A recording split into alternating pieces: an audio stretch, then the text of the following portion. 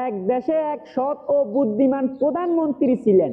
এক রাতে তিনি ছদ্মবেশে শহর ঘুরতে বের হলেন মানুষ কি অবস্থায় আছে তা দেখার জন্য। হঠাৎ তিনি দেখতে পেলেন একটা চোর এক দোকানের তালা ভাঙতেছে। প্রধানমন্ত্রী চুপচাপ গিয়ে বললেন, ভাই এত রাতে এই কাজ কেন? চোর ভয় পেয়ে বলল, পেটের দায়ে স্যার, কাজ খুঁজেছি পাইনি তাই ভুল পথে নামলাম। প্রধানমন্ত্রী কিছুক্ষণ চুপ করে রইলেন, তারপর বললেন, শোনো ভাই, চুরি করলে আজ পেট ভরবে, কিন্তু সারা জীবন মাথা নিচু করে চলতে হবে। সাহস থাকলে সৎ পথে চেষ্টা করো। পরদিন সকালে শহরে ঘোষণা হলো, গরিব ও বেকারদের জন্য নতুন কাজের ব্যবস্থা করা হয়েছে। আর সেই কাজের প্রথম সুযোগ পেল সেই চোর। কয়েক মাস পর সে পরিশ্রম করে ভালো মানুষ হয়ে উঠল।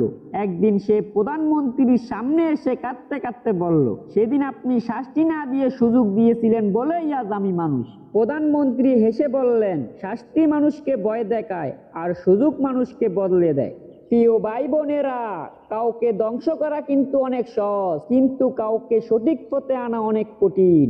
প্রিয় ভাই বোনেরা, আজকের ভিডিও এই পর্যন্তই। ভালো থাকবেন, সুস্থ থাকবেন।